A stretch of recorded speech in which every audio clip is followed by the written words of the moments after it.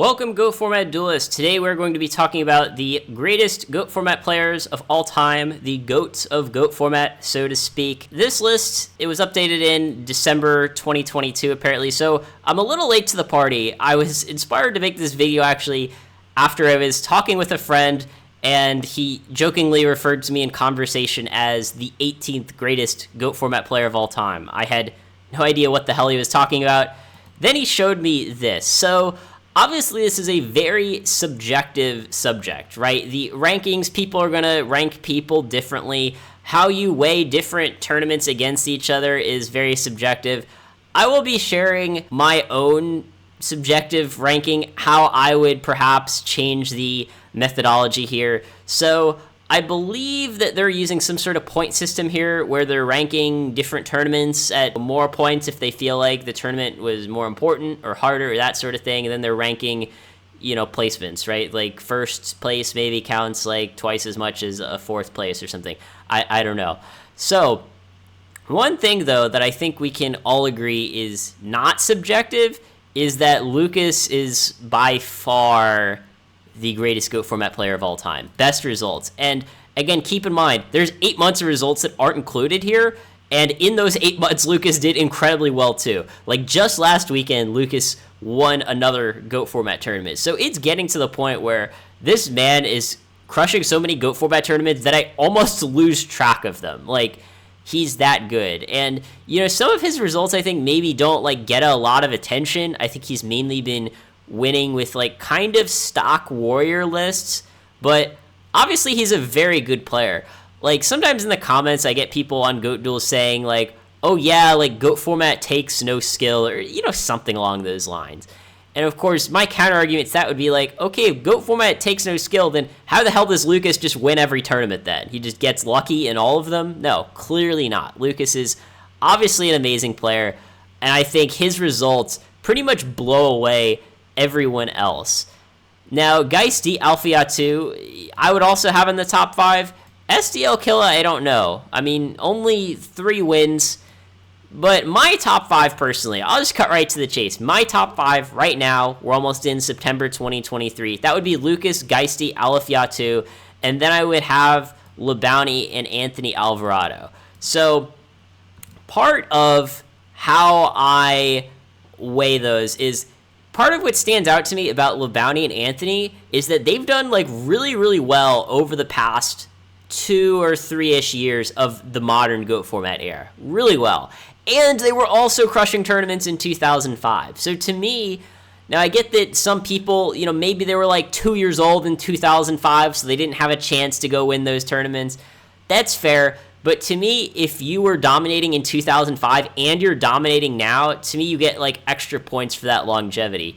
Same reason that I think Chris deserves this placement. Maybe you could put Chris at number 6, number 5. Maybe you could put him at number 10 or even number 15. But I think Chris roughly deserves to be where he is because, again, did really well in 2005, done pretty well in the modern era as well. Another thing that this list is not taking into account that I do is what decks you did well with. Now, to me, this is kind of a tiebreaker. It's not the main thing. Like I said, I still think Lucas is by far number 1 just based on results. But the reason why I would put Geisty Alphiatu probably ahead of SDL Killa is because of the fact that Geisty basically invented the modern warrior archetype for GOAT Format. I think he deserves a lot of credit with that. Geisty, last year in Worlds, got second with a pretty new, innovative build of GOAT Control. I think he deserves a lot of credit for that. Alphiatu pretty much only been using original decks, right? Monarchs. Put Monarchs on the map for GOAT Format. In 2023, Zombies. Zombies are almost like a tier 3 deck in my opinion. It is very hard to win with Zombies, and yet he's been doing it. Had really weird, unique builds of Reasoning Gate that Alphiatu did well with. Even had some sort of Gigantes Earth deck that he did well with, which again has kind of taken shape in the modern GOAT Format era. So you look at these players and go holy shit, they've changed the whole meta. That's how much of an impact that they have. And same thing with Chris, right? That's why I think Chris deserves to be up here.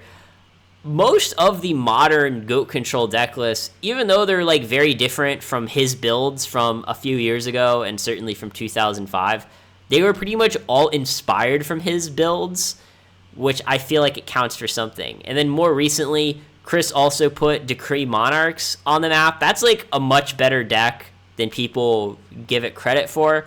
There's, a lot of lists of Monarchs that I think are slept on.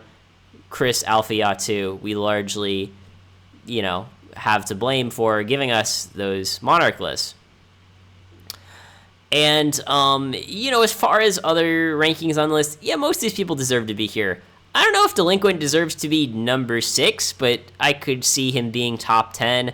Ivan Rosito, I can also see being top 10. Ghost Rider, I feel like probably shouldn't be top 10, but should be like top 15 just because okay, he has like 11 tops, no wins. So the other thing is that I give a lot of credit for wins, even like second place. Like to me, a second place is a lot better than a top 8. I think Ghost Rider maybe might have like a second place or two in there, but I feel like almost all of Ghost Rider's tops are just like the bare minimum. Like if it was a tournament that was cut to top 8, he got top 8. If it was cut to top 16, he got top 16 or maybe top 8. So again, that's just how I weigh these tournaments.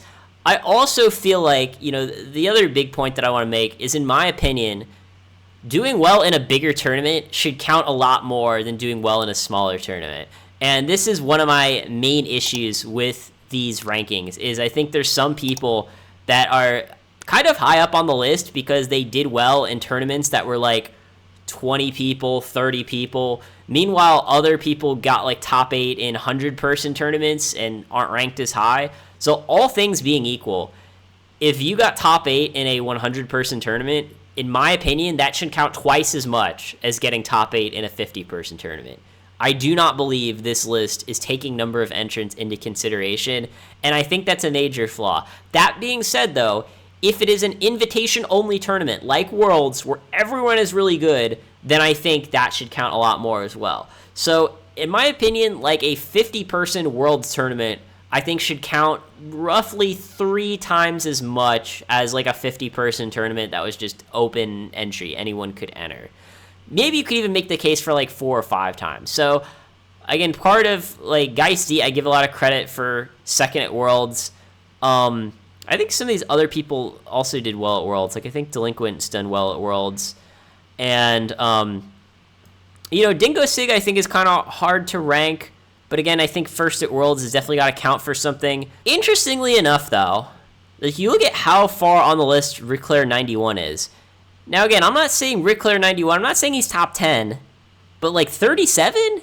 Like, we can't give him top 25? I don't know. Like, I think some people, like, maybe have seen, like, Ric Flair 91. Like, sometimes he doesn't, like, play super well. And maybe, like, people don't take him seriously. But winning Worlds, in my opinion, like, that has to count for something. So we will talk about some people further down on the list. Because I think there are a lot of people further down here that deserve to be way higher. Like, Ric Flair 91 is definitely the one that stands out the most. And again, like, it's kind of these people who have sort of inconsistent finishes, I think are kind of hard to rank. But to me, like, I would put Ric Flair 91 and, like, Dingo Sig, like, kind of in the same category. Because they both have a Worlds win, but then not much else. So, yeah, I think, again, it's kind of hard to rank. Like, if you tried to say, like, I don't think Dingo Sig should be 13, I think he should be, like, 20, I would say, like, okay, that's fair. Like, I can see it. Again, Dingo Sig, I think, is hard to rank because it's, like, 7 tops, 1 win. I think they pretty much all with Chaos Return. Maybe one of those tops was just something else.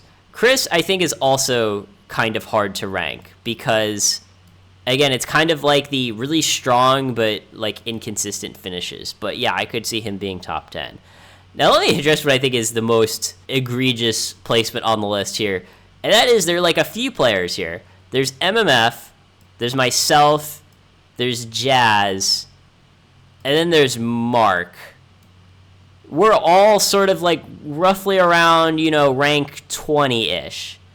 And I think that is a crime against humanity, in the sense that I think we should all be way lower on this list. Like, are we seriously trying to say that like AJT, BLS, and like MMF have roughly the same results. Again, I get that we weren't taking in 2023 into account, but even if we just look at 2022 and further back, like, are we seriously trying to say that like AJT, BLS, and me, or even someone like James Ark, like we're trying to say James Ark and me have like roughly the same results? You know, we're trying to say that like even, you know, the Nano, like you go, oh, Nano, 1 win, 6 tops. You look at me, 1 win, 6 tops. Yeah, basically the same results, right? No. Nano definitely deserves to be higher than me. AJT, BLS deserves to be way higher than us. I mean, you look at someone like even Matt Uber, right? 1 win, 7 tops. Matt Uber deserves to be way higher than us. What are we doing so high up on this list? Like, and again, this goes back to like the whole discussion of like how many people entered, what era you were playing in. First of all, I don't even know what these 6 tops in my 1 win are. Like, I literally couldn't even tell you what 6 GOAT format tournaments I entered. Like, I literally don't even think I've entered 6 online GOAT format tournaments. So I don't know what the hell these 6 tops are. But we'll avoid that discussion for now. Even if we like take this for granted, right? You look at someone like MMF. Okay, 2 wins, 6 tops. Seems pretty good. Yeah, how many people entered those tournaments? Like, what era was it? Now, me personally, like if you won a Shonen Jump in like 2005, I think that's an amazing accomplishment. A lot of people were there.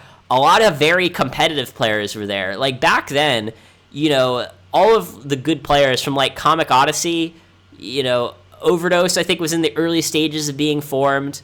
They were all like at every event. Like there weren't any easy Shonen Jumps, right? Like I get it was a different era, but I think that should count a lot. Then if you say won like a 100-person tournament in 2021, 2022, whatever, I think that should also count a lot. But if you won some like 25-person GOAT format tournament in like 2015, I think that doesn't count for shit. That's just my opinion. Just because, in my opinion, that was the easiest era of GOAT format.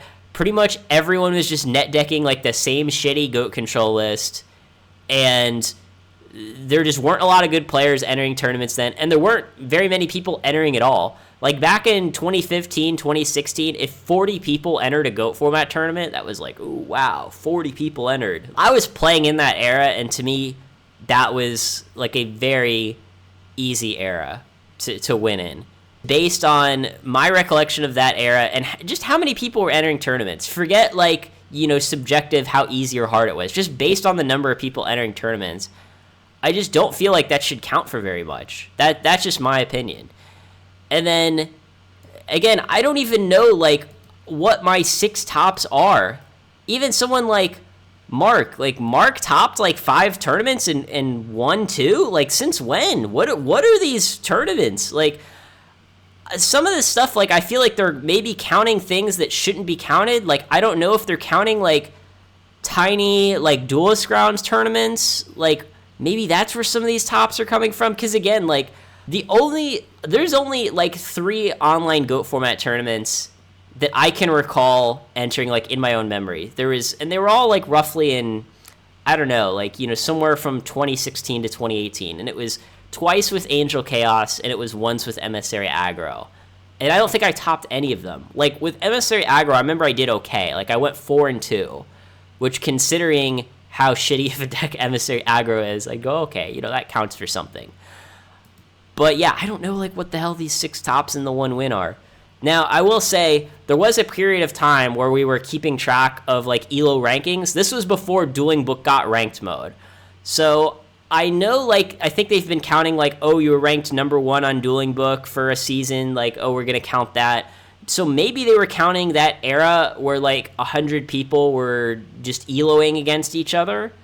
Like, maybe that's where my 6 tops and my win are. Because I definitely know, like, when we were keeping track of ELO rankings, I was ranked number 1 most of the time. And if I wasn't, I was, like, number 2 or number 3. So maybe that's where my 1 win and 6 tops are coming from, because that is like the only thing I can think of.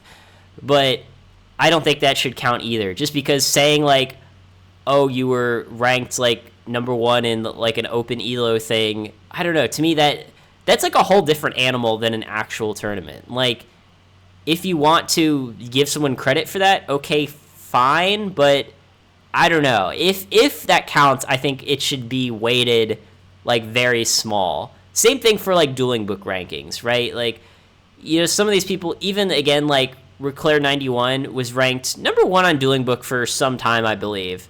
But that has nothing to do with the reason why I think he should be ranked higher. I think he should be ranked higher because of the Worlds win, not because of his record on sort of the open ladder or whatever. Because the problem is any sort of ladder system where you're just kind of like playing random people, it can be gamed to like a large extent, which people pointed out. Certain decks that are maybe really good in ladder might not be as good in tournament, and vice versa. Particularly if you have some sort of unusual strategy. You could rack up a lot of wins on ladder because people don't understand the strategy that you're using.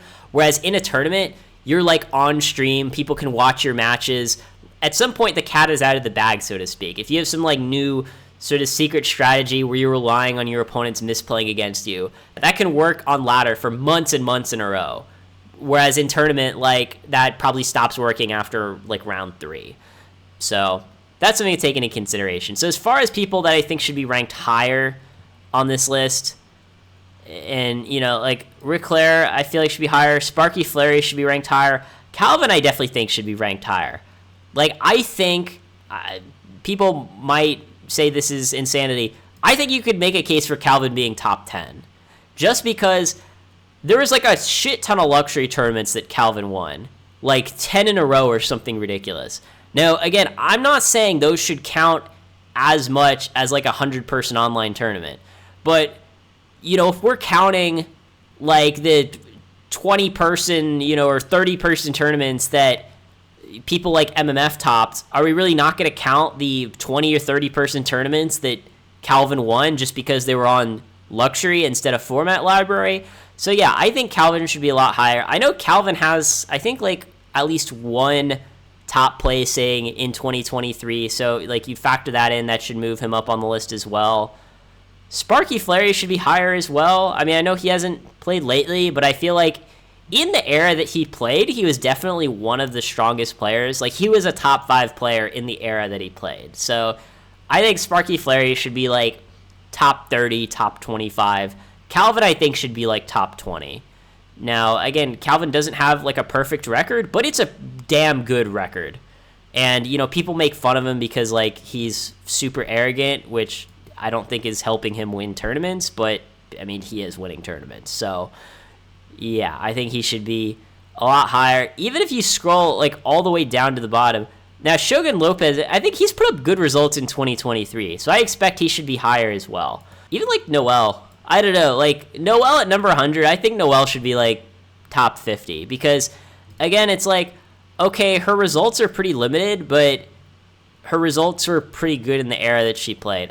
I don't know. I mean, that one is, again, a bit subjective on my part. Sometimes I just base my rankings based on kind of being there to witness them doing well, which I get is maybe not fair. Maybe Noel does deserve to be, 100. But it's just weird because they're, like, a lot of these people down here are, again, players, like, from this kind of old era, like 2015, 2016, 2017, like Gojira, Morphing Jar, Magician, Noel, Silver, all kind of played in the same era, and they're all ranked like kind of around here. Whereas to me, I feel like Noel got much better results in harder tournaments than those other players. So I feel personally the main flaw in this list is that people who did well in eras where like 20, 30, 40, maybe 50 people were entering GOAT format tournaments, those people I think are ranked way too high.